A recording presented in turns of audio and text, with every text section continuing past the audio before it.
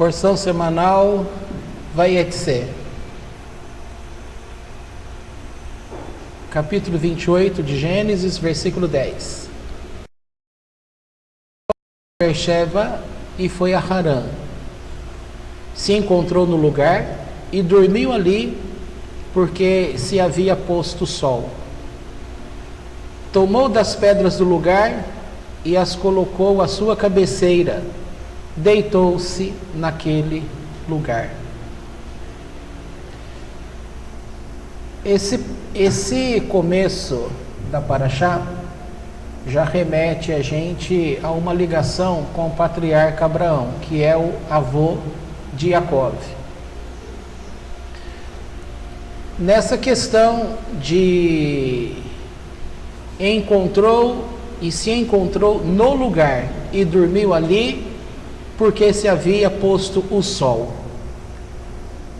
Aqui a forma como a Torá relata que havia posto o sol, na verdade, o que o Midrash explica nessa história? Ele comenta, o Midrash, que, vamos lembrar lá atrás, a partir do momento que Jacó fez a entrega daquele sacrifício da carne que o pai tinha pedido, e ele recebeu a bênção, ele teve que fugir, né? Vocês lembram disso? Quando ele sai a pedido da mãe, que ele tinha que ir lá para a terra da parentela dela, para que ele pudesse buscar mulher do meio do povo, para seguir a tradição. Ele, na verdade, como sempre foi desde o ventre materno, de acordo com aquela palavra profética de que havia duas nações no ventre de Rivka, e ele, portanto, nesta saída, ao invés dele ir direto para as terras de Harã, ele vai estudar na tenda de Eber. E ali ele fica 14 anos estudando, tá? A Torá. Quando ele percebe que chegou o momento, ele então volta. Nessa volta, ele passa pelo lugar e ele não se deu conta, tá? Quando ele chega em Harã, próximo de Harã, ele lembra, poxa, eu passei pelo lugar onde o meu pai, quem é o pai dele? Isaac. Onde o meu pai foi amarrado no altar para sacrifício a Deus. Quando o meu avô tinha recebido a palavra para oferecer o meu pai Isaac. Ali eu perdi a oportunidade de rezar num lugar, né, na cabeça dele, entre aspas, santo. Então ele pensa o quê? Eu vou voltar. Só que para ele, dali onde ele estava, para voltar lá, você tem que pensar que nesse tempo não tinha o conforto que se tem hoje. A grande maioria fazia percurso andando a pé. Então ele volta. Só que dava alguns dias de viagem. Agora, essa história, ela está dentro de daquelas séries de milagres que o Eterno fez. Aqui está dito assim, ó: e se encontrou no lugar e dormiu ali, porque se havia posto o sol. A verdade é que quando ele chega lá, o sol ainda estava bem forte. A ideia dele era chegar, fazer a oração dele para aproveitar a bênção do lugar. E daqui a gente vai aprendendo que tem lugar onde você orando, as coisas acontecem com mais efetividade. Então, chegando ali, ele queria fazer a oração, aproveitar aquele momento da bênção, tá? E voltar. Voltar para onde? Ir lá para a terra do tio dele, o Labã, lá em Harã. Então, o Eterno não queria isso. Então, aqui a gente pode pensar algumas coisas. Pelo que a gente conversou ontem, no tema de ontem, volta aqui em cena essa questão. Como é um relacionamento de uma pessoa, a grande maioria das pessoas em todas as religiões, elas são ensinadas liturgia da sua respectiva religião, mas não são ensinadas a como manter um relacionamento com Deus. Você pode conhecer de Torá melhor do que muita gente. Você pode saber de cor essas palavras, você pode saber falar o que diz o versículo tal, você pode saber o que a Cabalá naquele trecho explica, o que o Zohar fala, você pode relacionar as palavras dos sábios, você pode mencionar e quem olhar para você fala, nossa, esse é um sábio de Torá. Mas se você não tiver um relacionamento com Deus, de falar, ser ouvido e dele falar e você ouvir, essa sabedoria toda, ela não vai ter, não é que não é importante, claro que é importante, mas o mais importante de tudo é que você crie e desenvolva essa capacidade de ouvir o Eterno. E aqui você vai perceber que, embora ele seja neto de Abraão, embora ele seja filho de Isaac, e já era previsto que era com Jacó que Deus faria, ele iria complementar o que ele começou lá com o avô dele, com Abraão, porque é deste homem aqui que nasceria a nação que foi prometida lá atrás para o avô dele, tá? Isso aqui é importante saber. Então veja, é um homem importante? É importante, mas situações, isso daqui é uma situação nova para ele. Situação nova por quê? Em primeiro lugar, esse lugar que ele está é literalmente o lugar onde se construiu o templo. O lugar do templo lá em Jerusalém, onde está hoje o templo de Jerusalém, é esse lugar aqui. Esse é o lugar. Então, Abraão, ele já teve o mérito de descobrir o lugar. Agora você tem aqui Jacó tendo o mérito de também descobrir o lugar. Mas lá na frente, historicamente falando, 1000 anos antes da Era Comum, você tem o tempo de Davi. Estou dando assim aproximado só para você ter noção de espaço de tempo. Davi, quando foi cobrado para aquele desejo dele de construir o templo, ele também teve a revelação, entendeu aonde era o lugar do templo, que é esse daqui. Abraão, na Parashá Hayé Sará que a gente estudou, quando ele vai comprar a possessão de terra dentre aquele povo lá, o que aconteceu? Ele escolheu Marpelá. Por quê? Porque ele tinha visto que o Eterno queria que o morto dele, no caso Sará, fosse enterrado naquele lugar. Por que Deus mostra para ele e ele sabe que é aquele lugar, dentre tantas propriedades que se haviam? Porque ali era onde Deus havia enterrado Adão e Eva.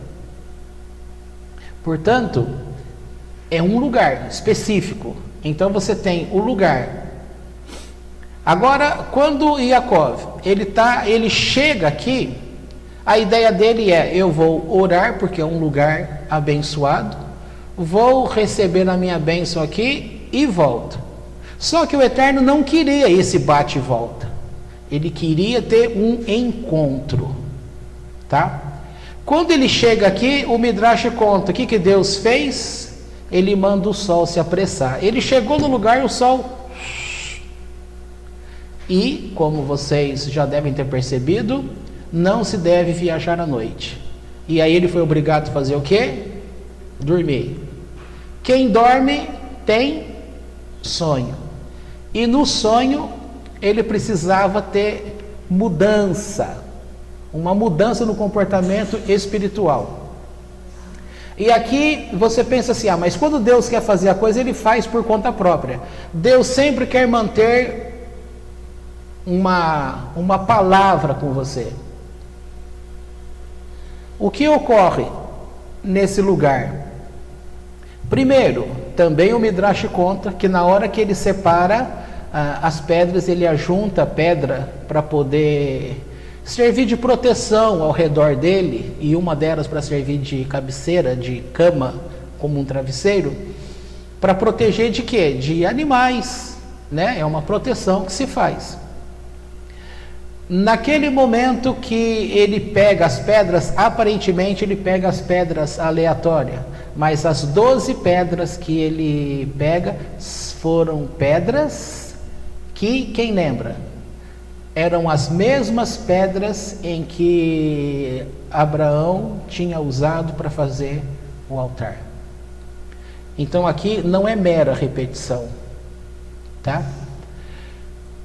E enquanto ele está lá adormecendo, também diz o Midrash que as pedras começam a conversar entre elas e disputar entre elas para ver qual delas teria o mérito de servir de cabeceira, tá? Aqui também é importante a gente lembrar o quanto tudo que está ao nosso redor está vivo.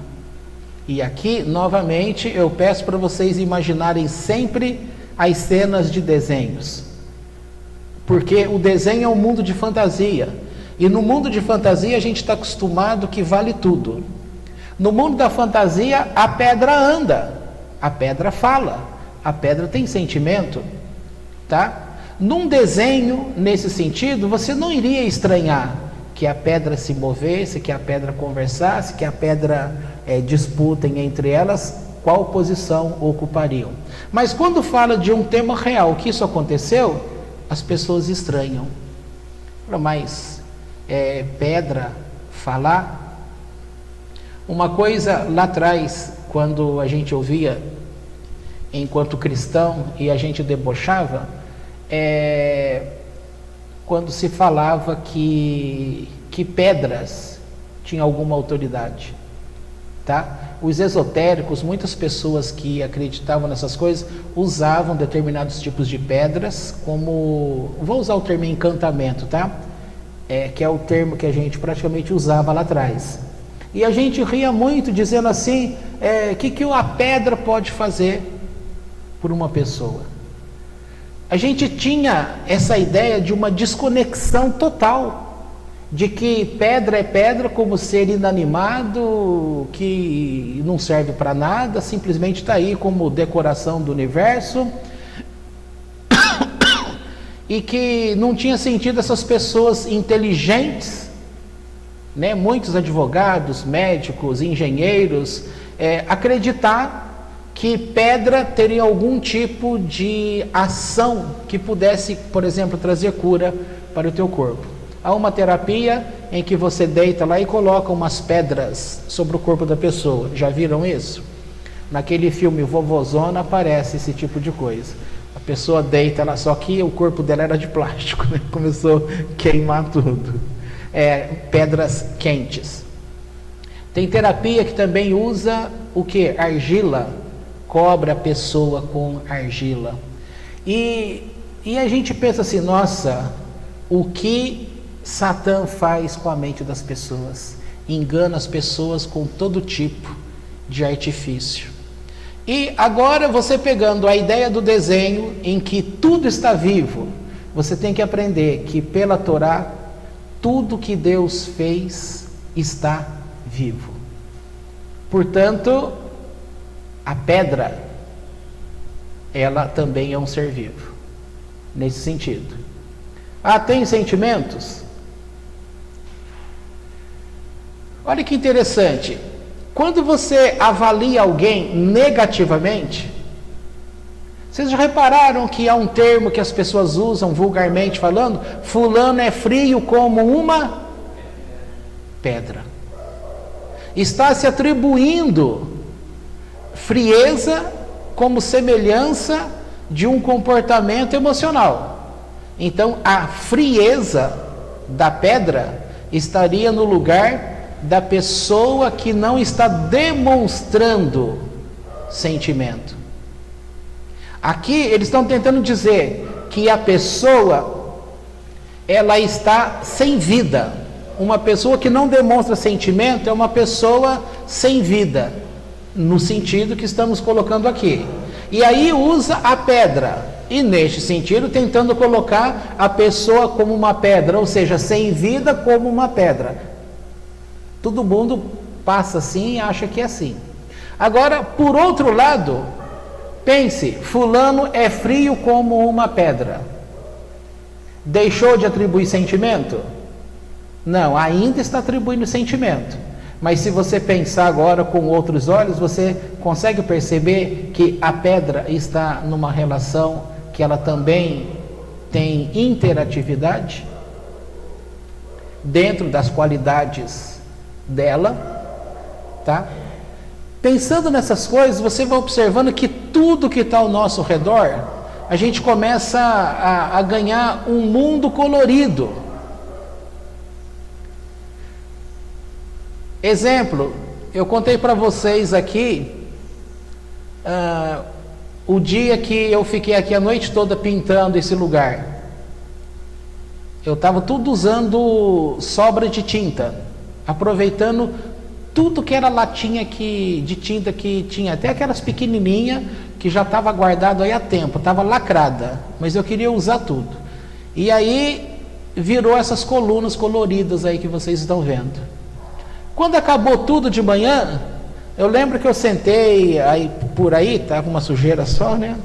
Sentei aí, fiquei olhando, e a coluna que eu mais gostei foi essa daqui, ó. Aquela que eu achei que ia ficar mais feio, que eu estava temendo, porque é uma cor forte, e para mim, naquele dia, foi a que chamou mais atenção, tá? Depois eu fiquei olhando, aí eu gostei bastante daquela lá.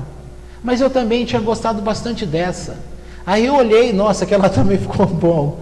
Aí eu gostei dessa aqui também. Gostei daquela lá também. E fiquei sentado aí e comecei a conversar em voz alta com essas colunas. E agradecendo a Deus.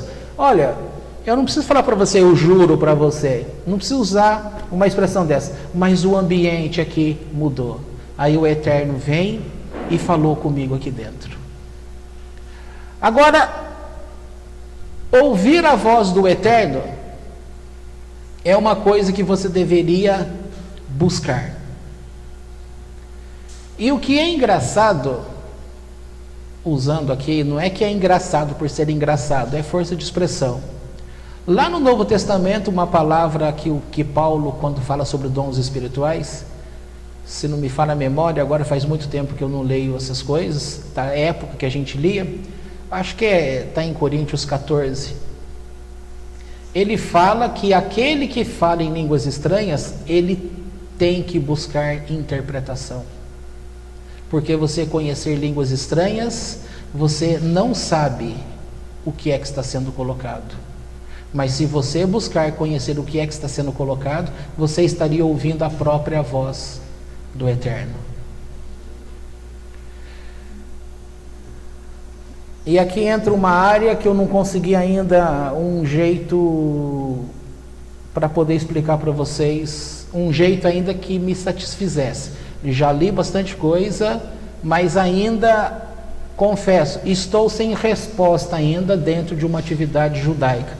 Tem alguma coisa aí ainda que não me foi permitido entender. Por enquanto esse assunto para mim está guardadinho do lado. O dia que o Eterno me explicar sobre isso, eu venho e conto com a maior satisfação.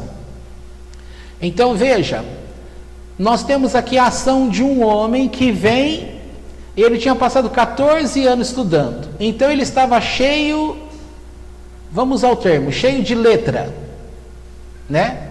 Cheio de conhecimento de letra.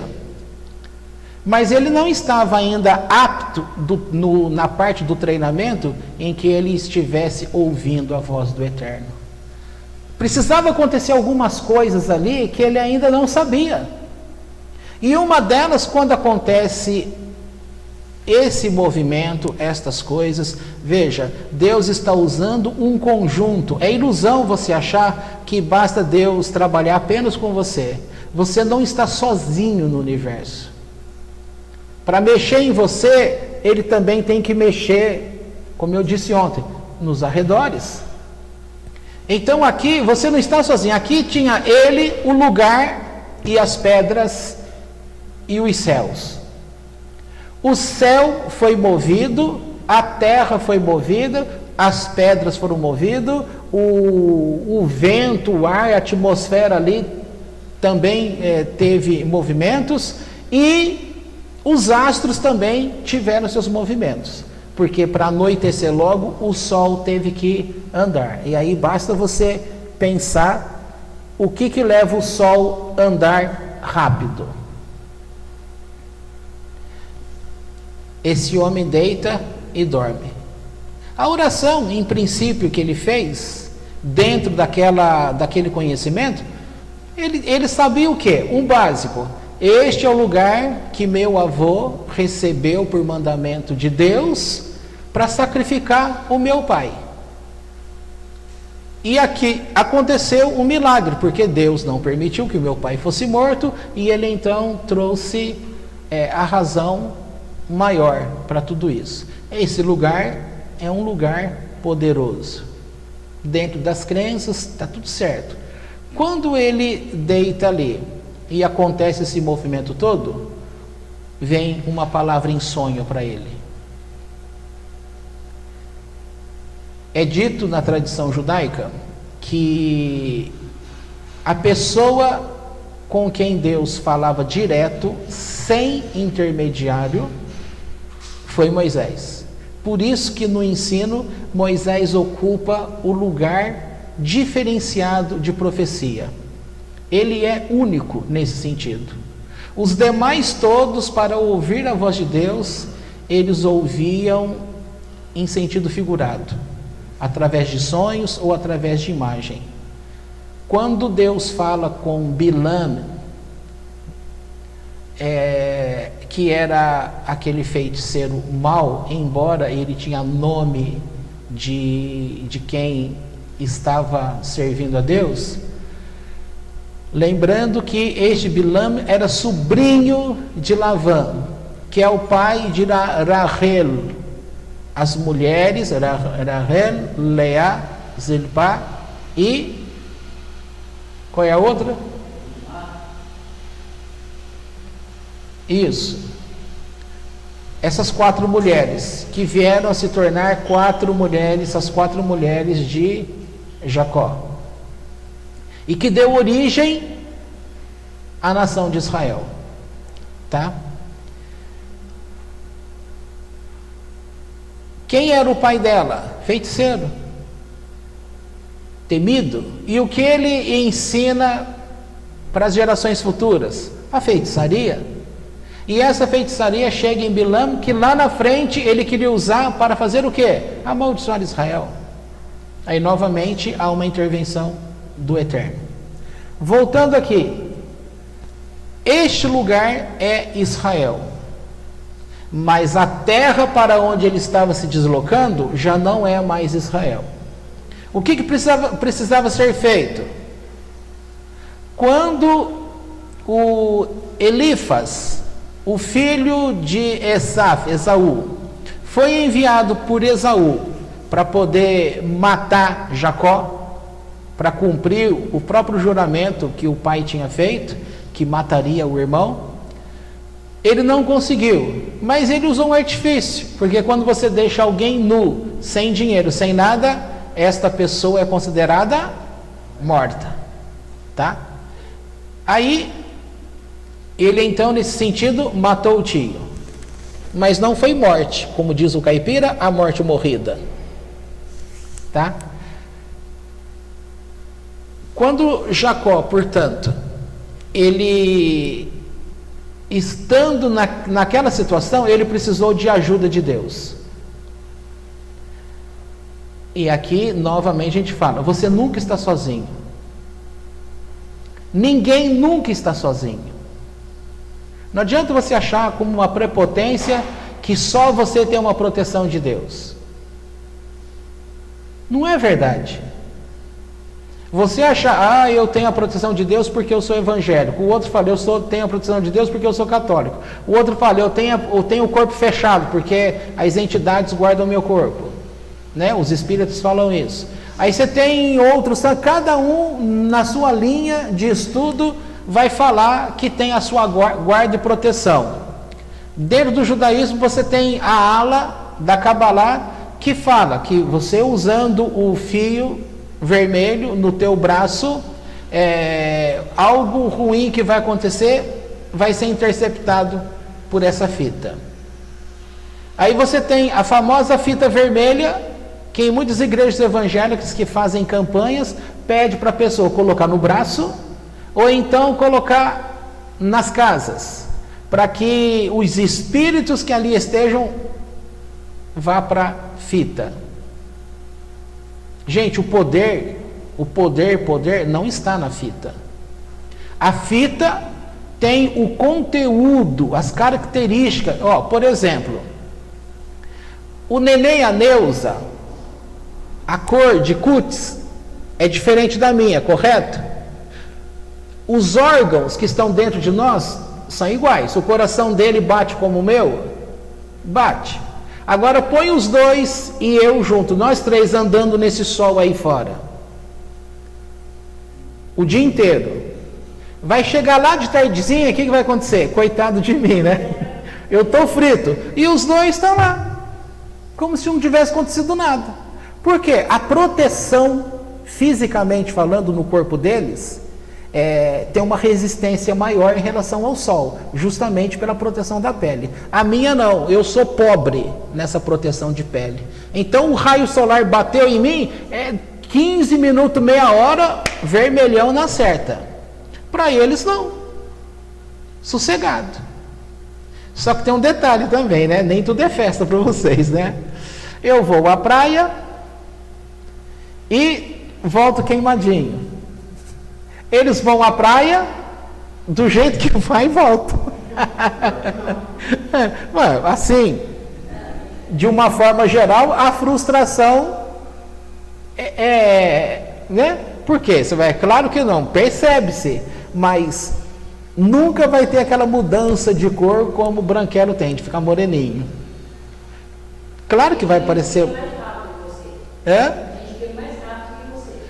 Mas a minha pele fica destruída, a de vocês não. Sim, e se pegar o negro famoso, como diz ali você, o que irradia luz, né? Que brilha, o sol não faz nada para eles. Por quê? Porque tecnicamente é dito que tem que ser assim por causa da distribuição geográfica. O fulano vive debaixo daquele sol escaldante. Ele tem que ter nele uma proteção divina, não é proteção espiritual, é algo que Deus coloca no corpo do homem. Entendeu? Aí você tem que entender que nessa conjuntura, a fita, ela tem sim algo de espiritual, de capacidade de atingir um objetivo. Mas ela precisa estar conectada a um corpo que também tenha um objetivo com Deus. Você coloca alguma coisa, como o Midrash também conta nessa história. Quem tinha pego aquele colete de caçador que Deus deu a Adão, então Adão, com aquele colete, fazia com que ele tivesse os animais, as coisas todas, eles sentiam um cheiro, eles eram atraídos por aquela blusa, aquele colete de caçador, como se fosse uma vibração do chamamento do próprio Deus, porque assim de fato era. Então o animal vinha para perto daquele colete para se render, certo? Isso foi passado para outro, até que chegou o dia que caiu na mão errada. E a mão errada foi Nimrod. E Nimrod foi morto por Esaú. E Esaú pegou esse colete. Aí é dito, e a Torá fala, Esaú era exímio caçador. Por que ele era exímio caçador? Porque ele não precisava caçar, a caça vinha até ele, era atraído por causa daquela roupa. Ah, mas ele não era alguém que servia ao Eterno certo pela Torá. Não era, é verdade. Mas não impedia que aquilo emitisse aquela vibração, aquela fala, aquele temor, essas coisas todas. E os animais, cientes disso, percebiam, vinham até aquele lugar, achando que estava vindo para perto da pessoa de Deus. Quando eles chegam perto, o que o cara faz? Pega lá a sua arma e puf, matou. Então ele era o exímio caçador. Quando a mãe dele, Raquel, tira aquela roupa lá do armário, é assim que você tem que pensar nos tempos atuais, tirou do guarda-roupa, e vem e fala, meu filho Jacó, vista isso. Quando esse menino jovem, ele entra na tenda que estava o pai dele, o texto diz que bastou ele entrar, o Isaac, que estava cego, começou a perceber o cheiro dos campos de Deus. Mudou tudo. O que causou aquela mudança? A roupa. Aquela roupa, ela passou a ter todos os direitos que estavam nela. Olha, você compra um celular e dá de presente para mim.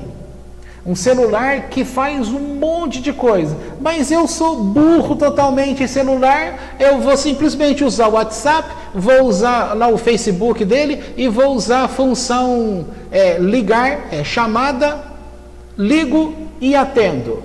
Então esse telefone que foi me dado, ele é o top, mas para mim ele vai ter a função de um outro qualquer, porque eu não sei, não está em mim aquela qualidade de manipular tudo aquilo que o objeto me concede.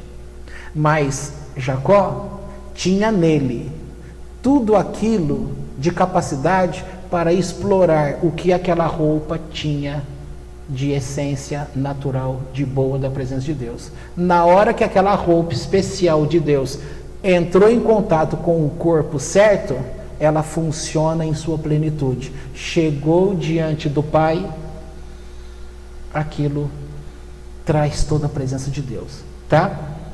Pois bem, esse rapaz dorme e aí o sonho aparece uma escada que liga a terra aos céus. E você tem anjos subindo. Eu tinha perguntado para vocês semana passada, era anjo que desceu primeiro ou anjo que subiu primeiro? Anjos subindo e anjos descendo. Quem eram os anjos que estavam subindo? Alguém lembra? O porquê? Os anjos que estavam subindo eram os anjos que Deus tinha determinado para guardar Jacó. Guardar em todo lugar? Dentro do território daquilo que seriam as terras dadas, que seriam reconhecidas como as terras de Israel. Então, o poder, a missão desses anjos em guardar era naquele território. Só que ele estava indo para um outro território. É como você sair do estado de São Paulo, passou a divisa. Aqueles que estavam guardando você têm permissão para trabalhar só no estado de São Paulo. Você passou o teu pé direito para lá, já é Minas Gerais. Aqueles anjos não podem ir para lá. Então o Eterno teve que fazer a troca de turno. Anjos subindo, voltando para Deus, aqueles que não poderiam acompanhá-lo para as terras de Harã. E anjos descendo, estes anjos novos, dada a capacidade para trabalhar lá nas terras de Harã com ele. são outras capacidades, são outra... lá era outra configuração, então precisava de anjos específicos para aquele tipo de trabalho. Ele fica lá 20 anos com o tio, mais 14 que ele tinha passado fora, são 34 anos. Quando ele está voltando, ele encontra um exército de anjos, que em princípio ele não sabia que eram anjos, mas eram anjos. O que tinha que fazer de novo? A troca. Se você ler o Midrash nesse pedaço aí, que vai contar direito essa história, vai mostrar que os dois irmãos estavam com medo. Jacó estava com medo de ser morto pelo irmão, mas o irmão estava com medo de ser morto por Jacó. Os dois tinham medo um do outro. Agora, a gente havia comentado que a estratégia que se usa, o conhecimento das coisas de Deus também permite que você tenha acesso a estratégias. Se você tem a estratégia, mas você não tem em você aquilo que eu disse há pouco, a roupa do caçador, vamos chamar de estratégia. O corpo da pessoa tinha que estar associado com aquela roupa, é que eu dei o exemplo do telefone também. Tá? Se eu não sei mexer, então não adianta eu ter uma coisa poderosa comigo, não vai ter efeito, tá? O que ocorre? Ocorre que Deus traz a presença destes seres. Então você tem que entender a estratégia que Jacó usa, a sabedoria, seja por estudo e seja por conhecimento que ele adquire nessa condição com o Eterno. Deixa eu fazer um parênteses aqui. 20 anos ele ficou trabalhando à noite como pastor, certo? Estou falando de Jacó. A noite é o tempo que está determinado para se estudar Torá. Mas à noite também, por mandamento de Deus, por delegação de poderes, também foi dado poderes que quem que prevalece à noite? O mal, a escuridão. Se você começa a trabalhar à noite, no caso dele lá, ele está no descampado. Ali, tomando conta das coisas, de modo figurado, ele estava lutando contra feras, tá? Bicho no sentido normal, mas você vai entendendo também no sentido figurado. Feras no sentido espiritual. No campo, você começa a perceber que a tua atenção, ela começa a ser dirigida para aquilo que está no alto. Ele começa a perceber o mundo estelar. Você começa a perceber lua, estrelas. O teu ouvido fica bem acurado em relação a barulhos. Você fica ligado aos sons que vai despertar teu sentimento. Ou seja, ali ele foi treinado durante 20 anos para poder ouvir Deus. Aí você dá um salto na história, como eu já dei há pouco, que eu disse que Davi também reconheceu o lugar que seria o templo. Quando o rei Saul não, quando Samuel, por mandado, Deus mandou Samuel ungir o novo rei de Israel. Mandou ele ir lá em Belém, na casa de Jessé. Quando ele chega na casa de Ishai, ele pergunta: onde estão os teus filhos? Todos os filhos passaram pelos olhos. O maior, o mais bonito, o mais assim que encantava os olhos, Samuel diz: é esse daqui. Na hora o Eterno fala para ele: não, eu não vejo aparência. O que Deus vê? Aquilo que está dentro. Deus vê aquilo que você não vê. Você vê a aparência. Aí a pessoa tem sabedoria para falar, como eu disse, de Torá, de trás para frente. Conhece técnicas disso, daquilo. Mas se o interior dela não está treinado com o movimento daquilo que Deus trabalha, toda a técnica dele não vai surtir o efeito. E vai poder ser usado pelo espírito contrário. Tá? Pode ter certeza, isso é regra. Não é exceção, é regra. Passados os filhos, se o Eterno falou para Samuel que não era nenhum deles, o que Samuel pergunta para Jessé? Você não tem mais nenhum filho?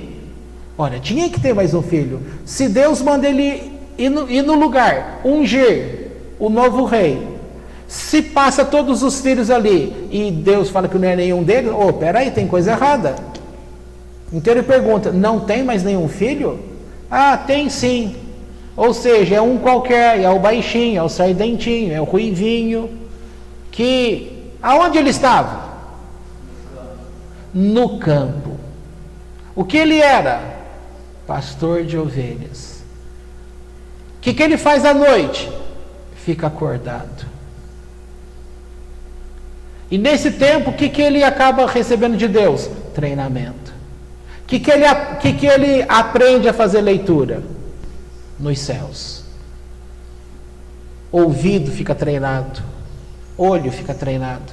A presença de Deus, ela fica mais próxima.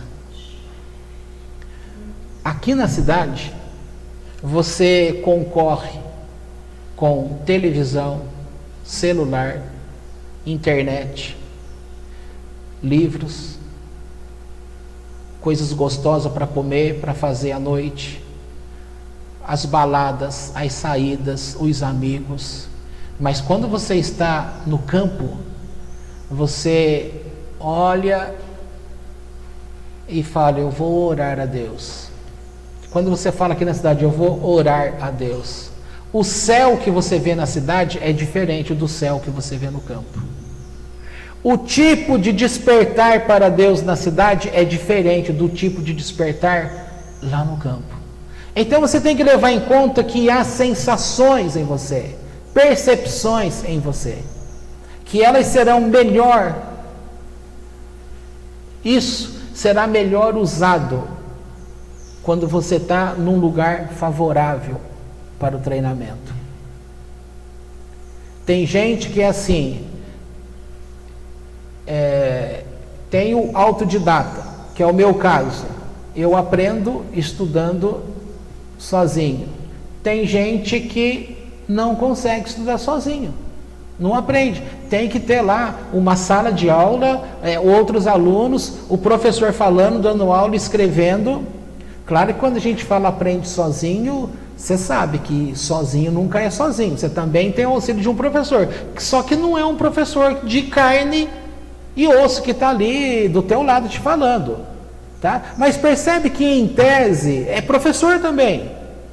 Só que se você está ali e tem uma dúvida, você já tira a dúvida direto com o professor. E quando você aprende sozinho, tem algumas dúvidas que você tem. Quer dizer, por mais que ele está falando, ele pode estar falando por uma aula gravada. Ele pode estar falando através de um livro, um manual explicativo. Aí você tem dúvida, não tem como perguntar. Na sala de aula você levanta a mão, professor, e tal coisa. Então a cidade seria lugar de muitas dúvidas. E você está precisando do coach. Lá no campo, você é um autodidata. Você começa a ter um contato com o teu eu, com aquilo que são características que o Eterno formou no ser humano. E aqui os conectivos que estão em você começam a despontar para serem ligados com o Eterno. E aí você começa a ser desperto. Então esse jovem aqui tem essa, entre aspas, manipulação. Os anjos que o acompanhavam para aquele tipo de proteção subiram, novos anjos descem. Então ele vai para o lugar capacitado. E se você for ler Midrash, preste atenção ali. ele está indo para uma terra de escuridão. A luz ali era ele. Ele está indo para um lugar de escuridão. Mas para ele enfrentar esse lugar, ele teve que passar por um período de treinamento. Aí eu pergunto para você, ele sabia que era o treinamento? Não necessariamente. Muitas coisas que você passa, você sabia que é o treinamento? As pessoas reclamam de tudo e de todos. Mas o que eu quero enfatizar aqui é justamente o seguinte: é dito que Abraão, alguém lembra com quantos anos morreu Abraão? Faz pouco tempo que a gente falou dele. 120 foi a esposa dele, não foi 120, foi 127.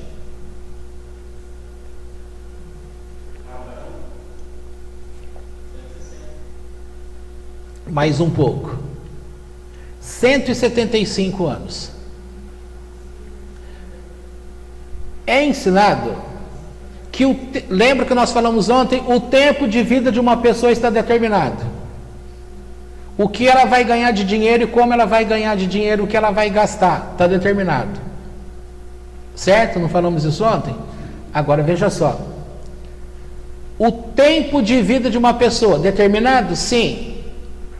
Com quantos anos morreu Abraão? Diga aí, 175. Fala, 175. 175, isso. Lembro de um professor, quando estava estudando aí para os concursos, lá no Rio de Janeiro, na classe ele falava assim, ele está lá falando de determinada coisa da lei, aí ele falava, para que tal coisa? Aí aquele silêncio na sala, ele falava assim, diga, 175. Aí o povo, 175. Aí ele, isso, vocês sabem. Então ele já dava a resposta e pedia para o povo responder. E você pensa que não, mas isso você não esquece. Bom, a determinação dos dias de Abraão era de 180 anos. Então ele morreu 5 anos fora do tempo determinado. Aí numa conversinha rápida que eu tive com o Ziraldo, escreveu o menino maluquinho, né? Eu tenho um menino bonitinho. O meu menino bonitinho conversando comigo ontem ainda estava falando desse tipo de assunto. A intervenção de Deus. Mas a pessoa quer entender que eu tenho livre-arbítrio, não estou falando dele, estou falando a pessoa quer entender, olha, eu tenho livre-arbítrio, todo mundo tem livre-arbítrio. Se Deus move alguma coisa, a pessoa pensa, mas Deus está quebrando o livre-arbítrio? Se você ficar só nesse jogo de ideia, acabou as coisas para você. Por isso que eu pedi para você, entenda tudo que está ao redor como o desenho. O desenho, tudo é vivo. Se tudo é vivo, você interfere em tudo, mas em tudo interfere em você. E você tem que entender que quando você interfere por causa do seu comportamento de livre-arbítrio. Tá? Mas quando tudo ao redor pode te interferir para você exercer o teu livre-arbítrio, tudo ao redor é criação de Deus. Então ele usa tudo que está ao redor. Deu para entender o que eu estou querendo dizer? Aí aconteceu o quê? Nessa questão toda. 175 anos ele morreu. Mas era para ter morrido com 180 anos. Opa, o que aconteceu? O que será que aconteceu? Se está tudo determinado pelo Eterno. 180 anos. Hein, Gabriel? Presta atenção aí. 180 anos. Aí ele morre com 175. Faltou 5 anos. Ele escolheu morrer 5 anos antes? Então não foi livre-arbítrio. Se não foi livre-arbítrio, foi uma arbitrariedade de Deus em invadir o recinto pessoal dele, manipular a vida dele, como diz aqui na terra, à torta e direita, a revelia. sem o desejo dele, sem a participação dele? Então aqui você tem que entender uma relação que você tem diretamente com Deus, que eu lá atrás comecei a chamar isso intimidade com Deus. Dentre tudo, você começa a mostrar para Deus a minha intenção, o meu desejo, o que eu quero, entender o que eu sou por dentro, e eu tenho que saber que eu desejo aquilo que vai me fazer mal. E eu também tenho que ser sincero e declarar para Deus que há em mim esse desejo, e que por mais que eu queira lutar contra ele, eu vou continuar tendo aquele desejo. Mas como aquele desejo afronta a lei, vou usar o termo aí, né? A lei judaica, ou a lei judaica no sentido, a lei de Deus, aquilo que entristecesse a Deus. Se eu tenho uma conexão com ele e sei, olha, eu quero muito uma coisa, mas essa coisa vai entristecer o meu Deus, ele vai impedir que você faça?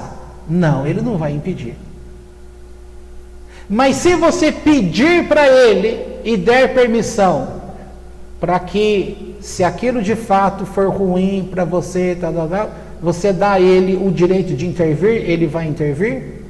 Vai. E se ele intervir, ele afetou o teu direito de escolha?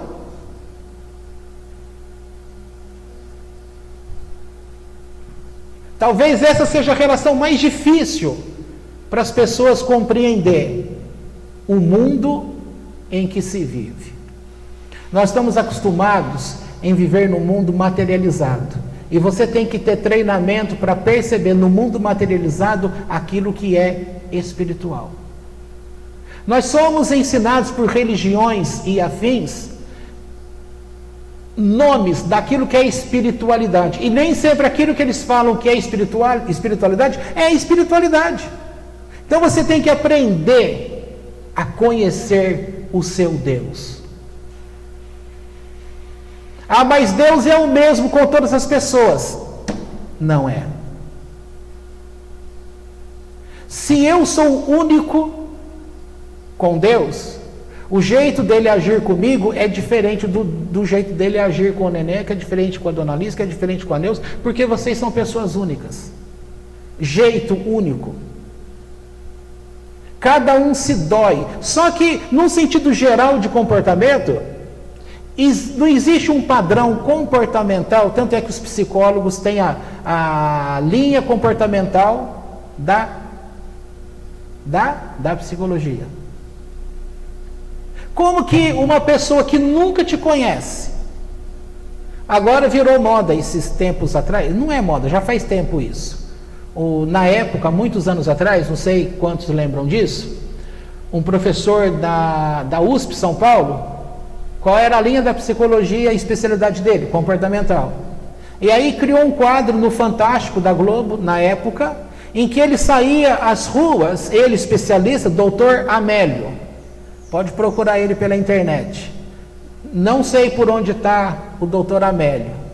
Eu conheci a Amélia, que era mulher de verdade. Agora Amélio, o homem de verdade, eu não sei por onde ele anda.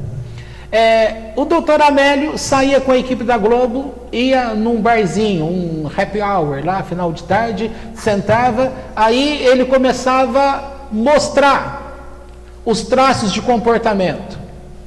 Então ele começava a ensinar assim, olha, aquela moça ali, ó, ela está dando sinais, está dando sinais que ela é disponível. Ah, mas como que você sabe disso?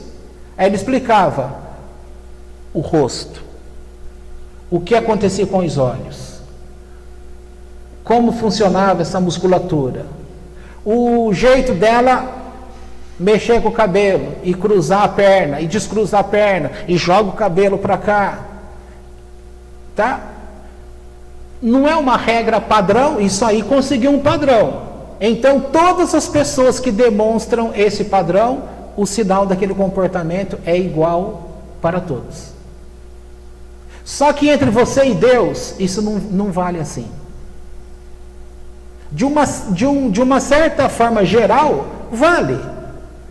mas especificamente, nem sempre um problema que você vive não vai mostrar que você tem o mesmo comportamento que seria esperado de todos em relação a Deus.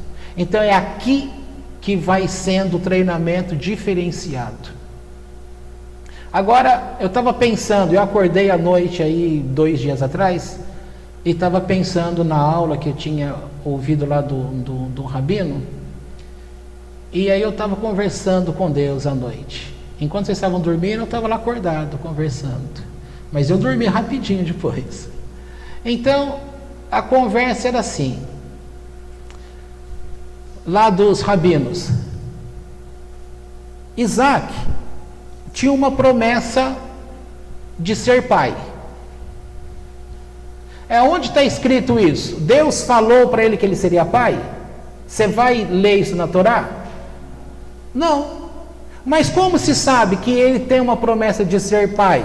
Ora, porque Deus fez um pacto com o pai dele, Abraão, de que ele seria pai de multidões, que haveria um povo que nasceria dele. Ora, se ele vai ter um filho, o filho dele necessariamente não teria que ter filho, para que o filho tivesse filho, que o filho tivesse filho, que o filho tivesse filho, e assim houvesse esse povo.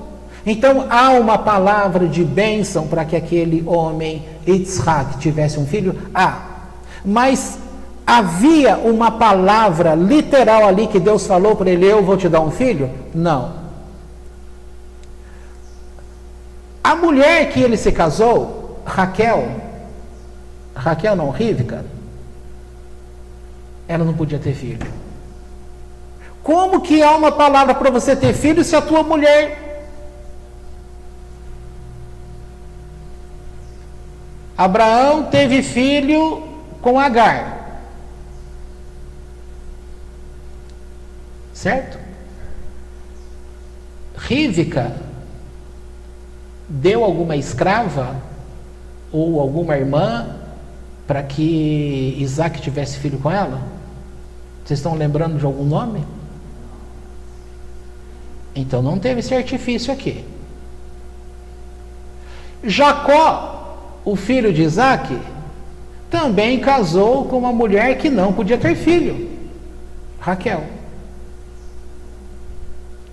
E Raquel teve um comportamento diferente de Rivka. Você por acaso lembra se Rivka chegou para Isaac e falou para ele: ore a teu Deus para que eu tenha filho? Ele orou nos campos, olha lá, nos campos, 20 anos. E havia uma promessa sobre a vida dele, que ele seria pai. Aí a pergunta do rabino é: ele orou 20 anos. Aí o tema de ontem: como pedir a Deus. Eu vou pedir alguma coisa para Deus se aquilo já foi me dado? O filho já tinha sido dado para ele?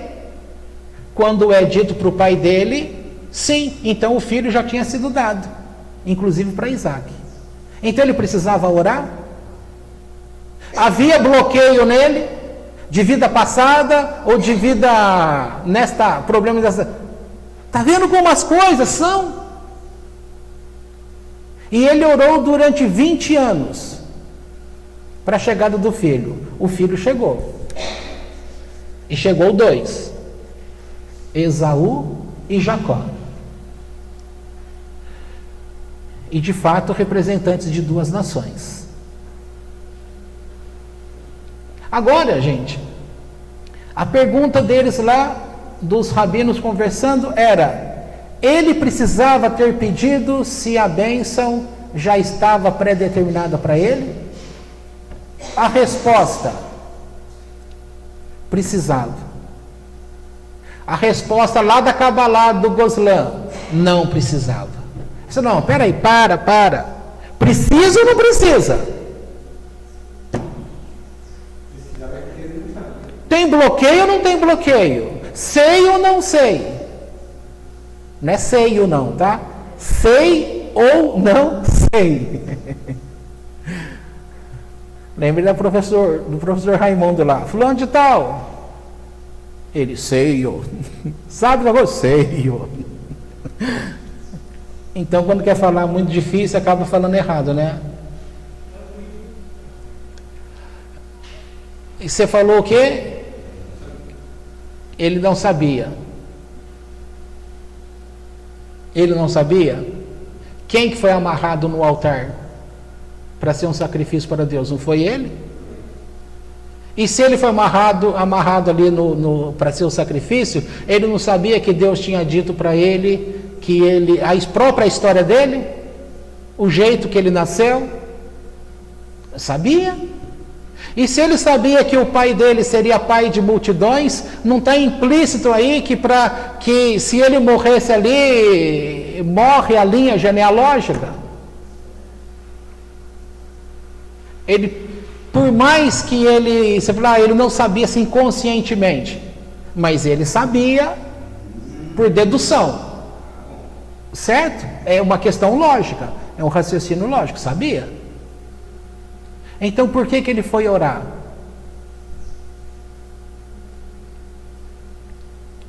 Os três patriarcas, Abraão, Isaque e Jacó, eles representam os três pés da Torá. Nós vamos lembrar quais são os três? Nós temos fazer de Sedaká. Nós temos estudo de Torá. E temos um outro. Quem lembra do outro? Eu não estou lembrando aqui mesmo, de verdade. Abraão. Qual era a característica de Abraão? Fazer o bem. Sedaká. Não, já lembrei aqui. Por associação de imagens você lembra. Qual era a característica de Jacó? Estudar Torá. Se você faz as boas obras, se você estuda a Torá, está faltando o quê? Colocar em prática. Então, qual é a característica de Isaac? Viver a prática. Vivenciar a prática. Então, o que ele está fazendo nesse momento? Vivenciando a prática. Como? Orando para que ele tenha filho. Não entendi ainda. Há uma característica no mundo espiritual. Não basta uma coisa estar determinada sobre a tua vida. Aquilo pode ser alterado. Por que pode ser alterado? Porque aquilo pode ser alterado para não vir sobre você, embora estava determinado para vir. Porque no período de vida que você vive para com Deus, você tem que adquirir mérito. Se você adquire mérito, você está confirmando aquela bênção vir para você. Como é que ele estava atraindo mérito para a vida dele, para que essa bênção se cumprisse? Orando. Essa é uma das respostas rabínicas. Não é legal entender isso? Aí, baseado nisso, estou eu lá acordado conversando com o Eterno. Eterno, deixa eu colocar uma proposição. É o seguinte: eu tenho uma característica que é diferente dessa de Isaac.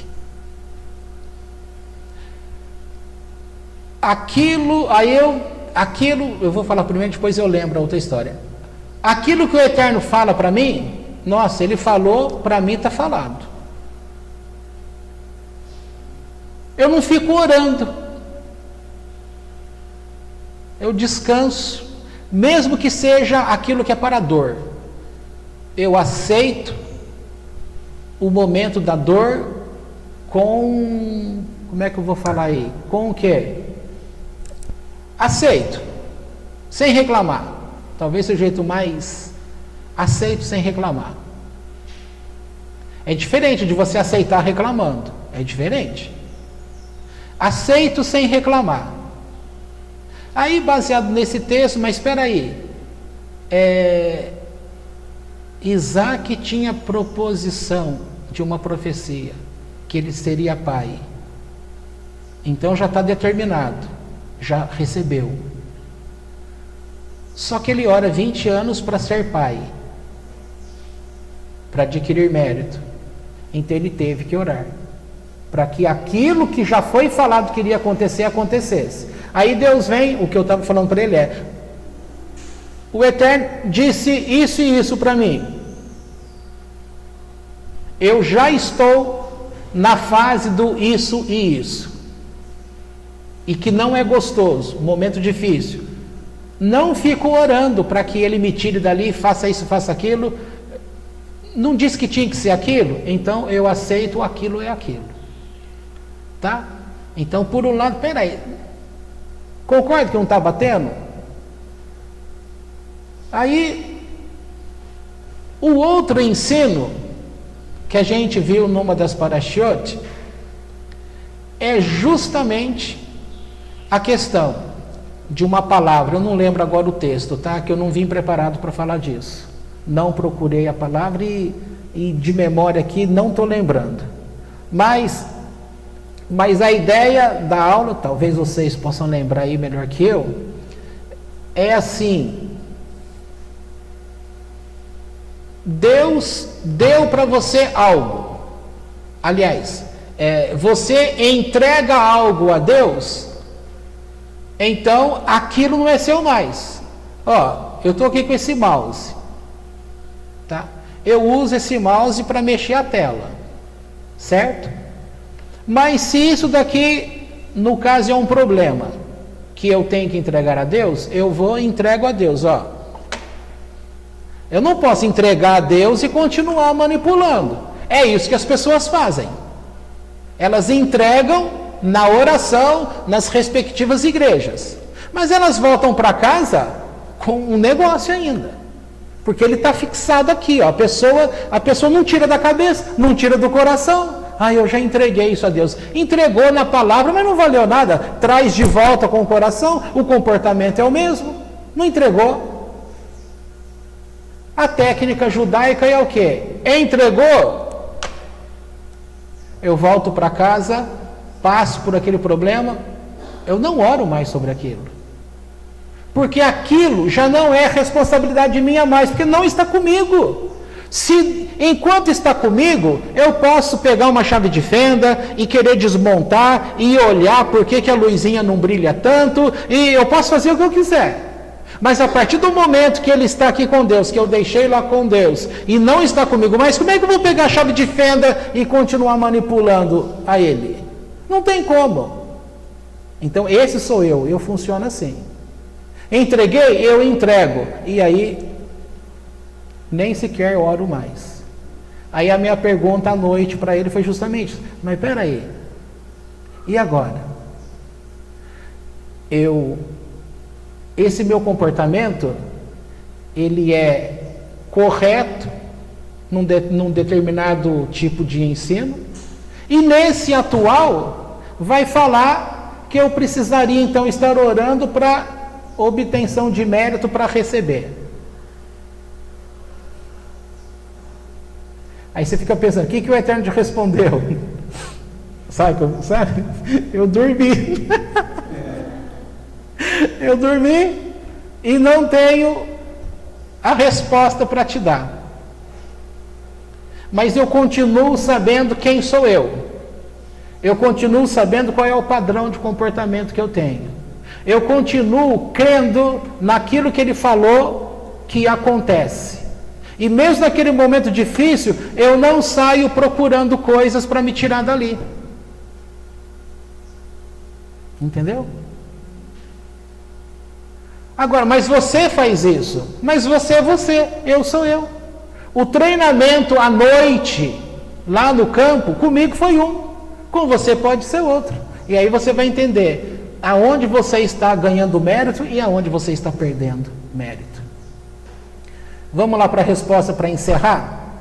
A resposta de por que Abraão morreu com 175 anos e foi subtraído dele 5 anos. Deus interferiu? Interferiu. Mas impediu o livre-arbítrio dele? Deus interferiu justamente por causa do livre-arbítrio dele. O livre-arbítrio dele acumulou mérito diante de Deus.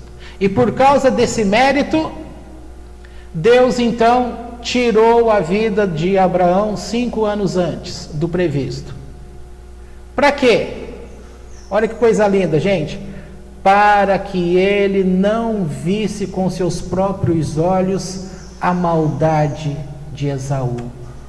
Esaú estava para fazer determinadas maldades, e o grande tzadik que foi Abraão, os olhos dele não merecia enxergar isso. Então o que Deus fez? Poupou. Sabe por quê? Porque está escrito que os grandes descem à sepultura em paz. E se ele tivesse visto com os olhos dele aqueles comportamentos que Esaú iria demonstrar, ele desceria à sepultura aflito, não em paz.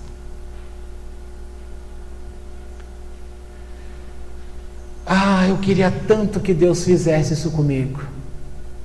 Você quer? Quer? Ah, eu quero. Então você tem que adquirir mérito. E você tem que dar permissão para Deus, que Ele é livre nessa obtenção de mérito, de encurtar. Porque se Ele pode encurtar, concorda que Ele também pode esticar?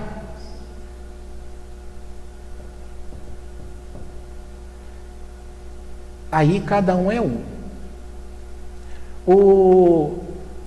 É sabido que Adão, passeando pelo jardim das almas, olhou uma alma aborrecida, triste, porque ela sabia que ela não iria nascer.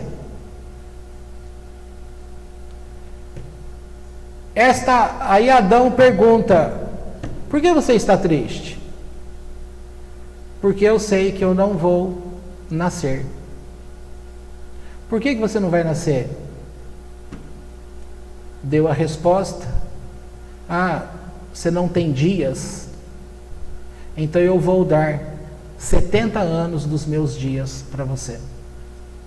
Foi encurtado a vida de Adão 70 anos. Quantos anos viveu Davi? Aquela alma que não iria nascer era Davi.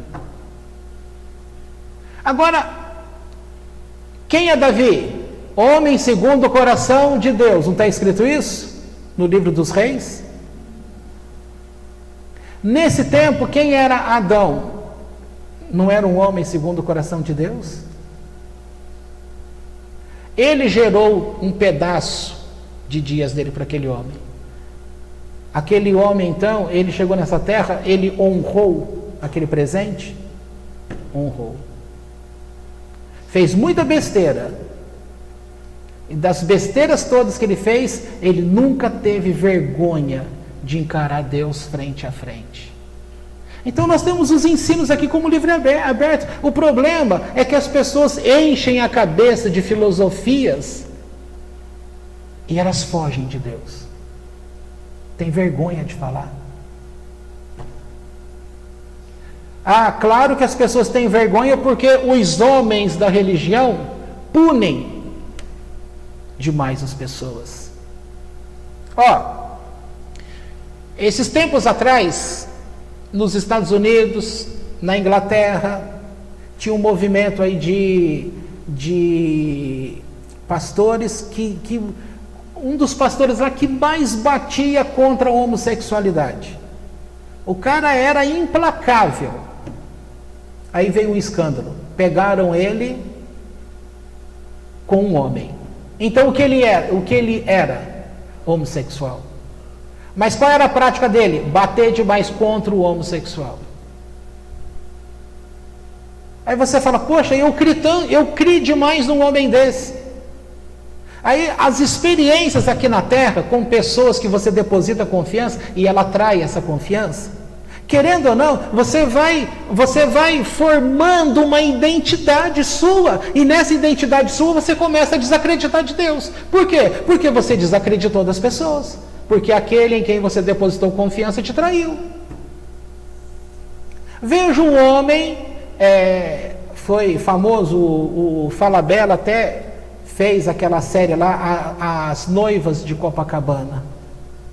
em que o marido, no dia de núpcias, isso aconteceu de verdade no Rio de Janeiro, no dia de núpcias, pega a noiva, o traindo, ainda vestida de noiva, o traindo na primeira noite. Agora, a doença dele, a forma como ele lidou com essa situação, ele queria matar, ao invés, ele matou aquela noiva, só que ele não parou naquela noiva. A doença expandiu na cabeça dele e o prazer dele então era matar noivas. Ele fazia o anúncio, ele lia na verdade os classificados e via gente que estava vendendo o vestido de noiva. Ele ia lá na casa da pessoa, conversava com a noiva, né, que tinha usado, que já não era noiva mais, era uma mulher casada, que queria vender o vestido. Ele falava: você pode experimentar para eu ver? Na hora que ele via a moça vestida de noiva, pronto, entrava em ação o passado que virava presente, toda aquela emoção da fúria vinha nele, ele matava a mulher. Então ele era um assassino em série. Não lembro quantas. Matava. As pessoas, por causa de quê? De uma experiência negativa. Então a experiência negativa de pessoas que acreditam em seus pastores.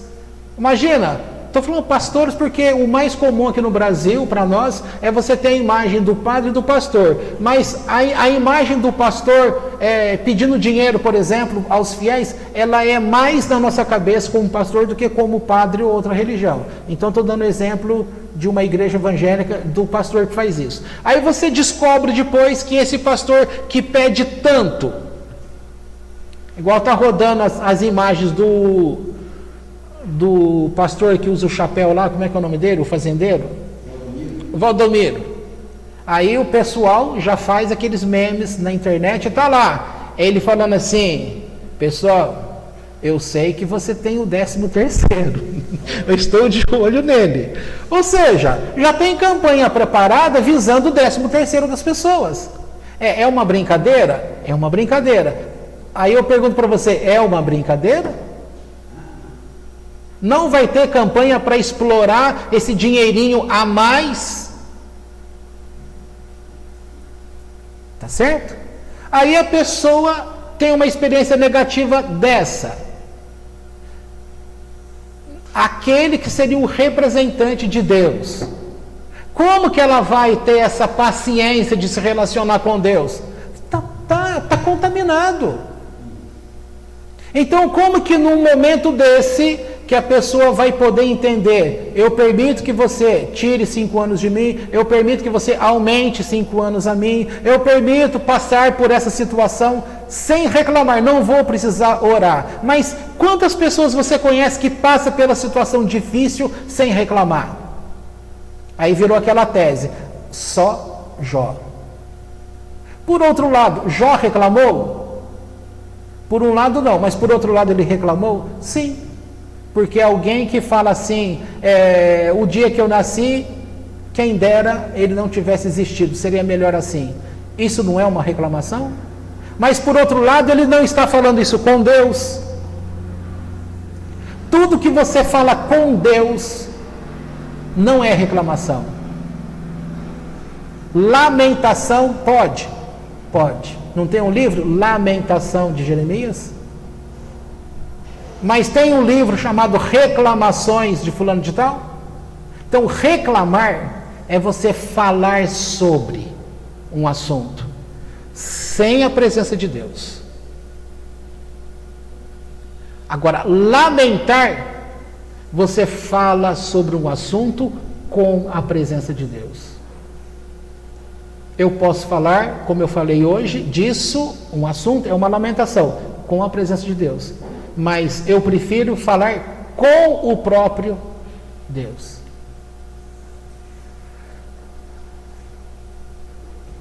Então fica na tua mão. Há méritos. Aí cai naquilo que eu estava falando lá no começo. Lembra que eu falei da fita, da roupa do caçador?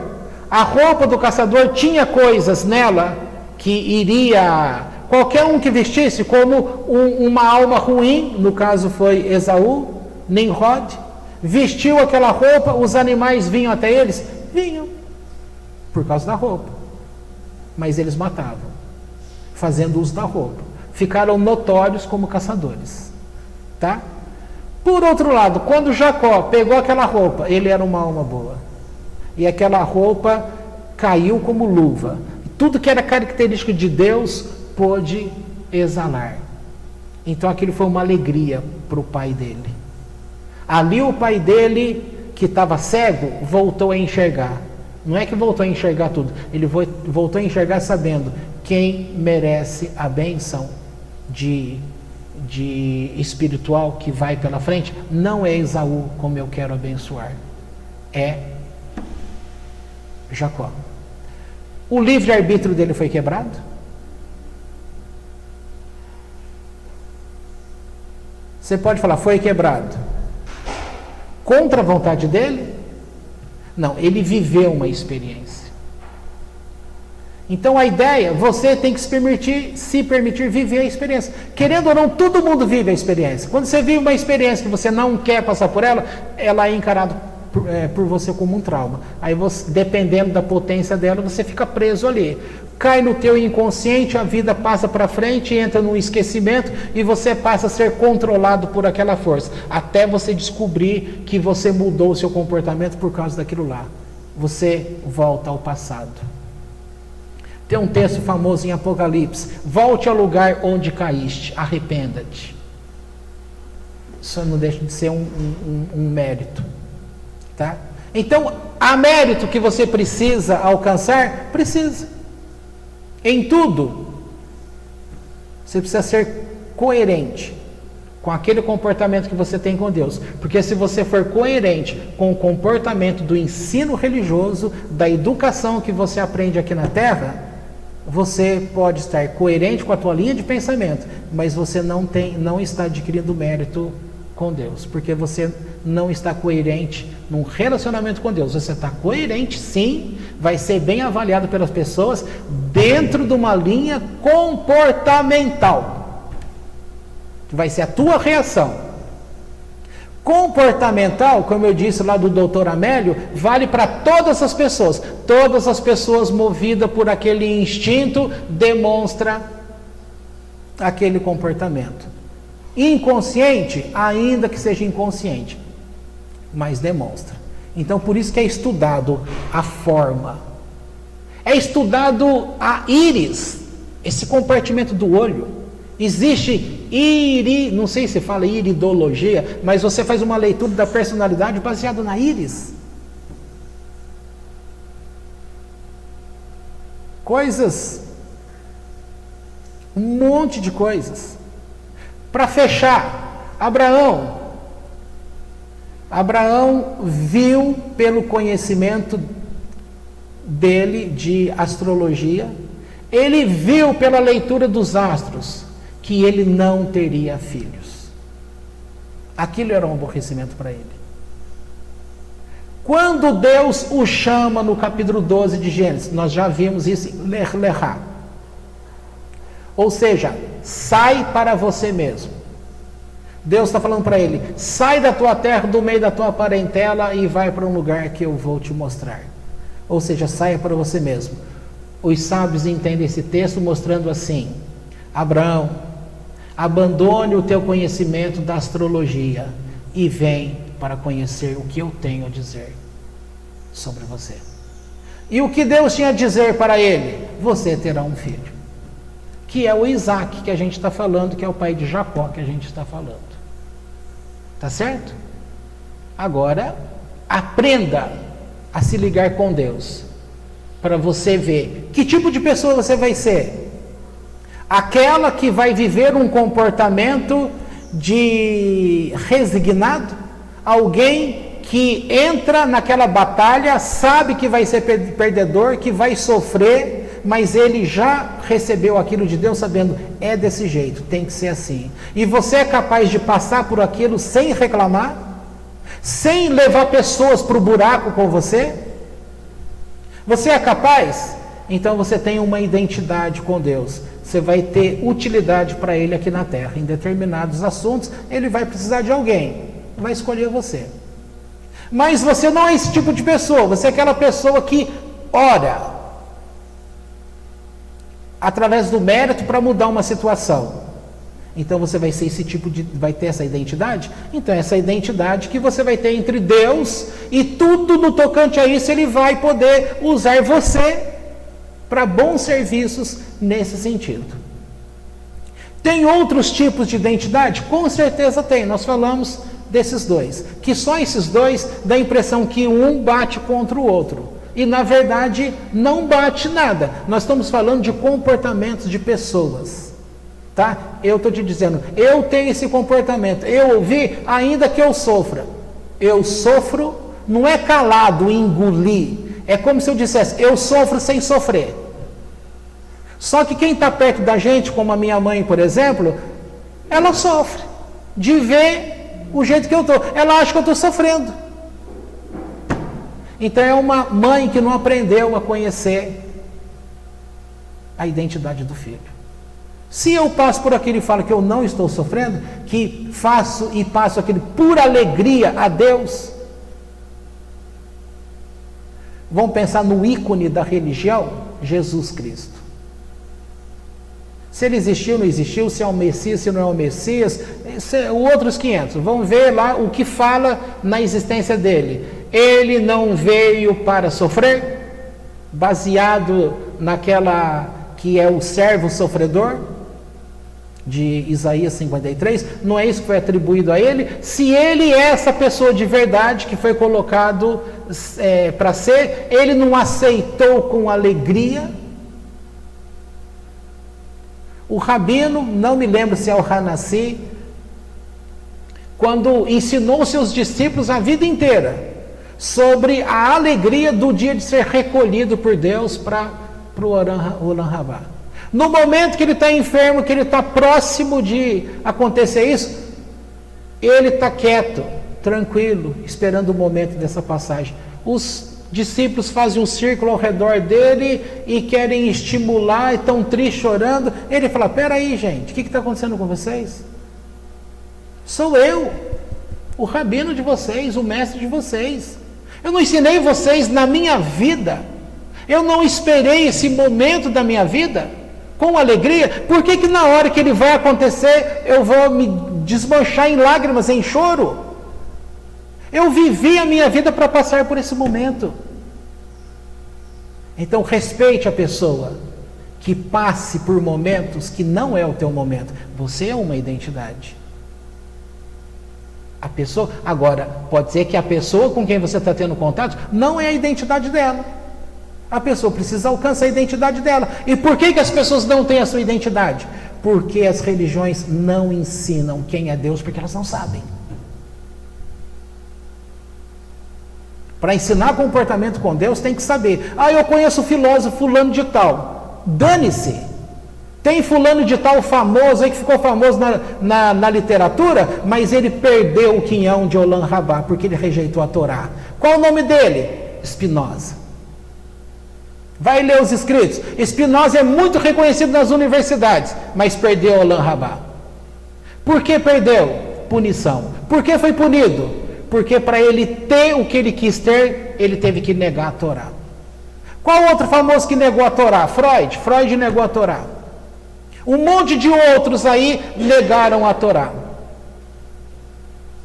E muitos outros que não tinham exigência de negar a Torá, aceitaram a Torá. Ganharam mérito. Enquanto um está perdendo mérito, outro está ganhando mérito. A minha questão para você é, quem é você? Alguém que aprendeu a perder mérito ou alguém que deve aprender a partir de hoje a considerar o mérito? Alguém que vai permitir com o coração alegre e feliz que Deus interfira na tua vida ou alguém que vai interferir na vida de Deus para que Ele te dê alguma coisa? Quem é você? Aquele que vai ficar caçando textos na Torá para ficar falando, Deus, a tua Torá diz assim, assim, assim, tem que ser desse jeito comigo? Ou vai ser aquele que vai fazer uma leitura do que está acontecendo e falar para Deus, eu estou cumprindo bem o meu papel que estava determinado para mim? Se eu estou na direção dele, me mantenha firme e forte. Se eu estou me desviando dele, então me traga para o caminho. E as orações dos salmos? E as orações que falam, não permita que o meu pé pise o mau caminho, que eu não desvie de ti, nem para a direita, nem para a esquerda.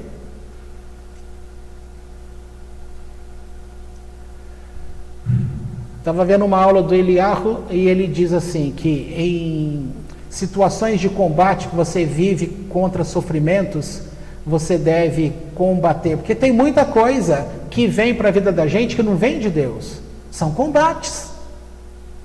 Por isso que a gente precisa ser treinado para poder entender o que é sofrimento e o que é sofrimento que estava determinado, é algo que Deus está querendo.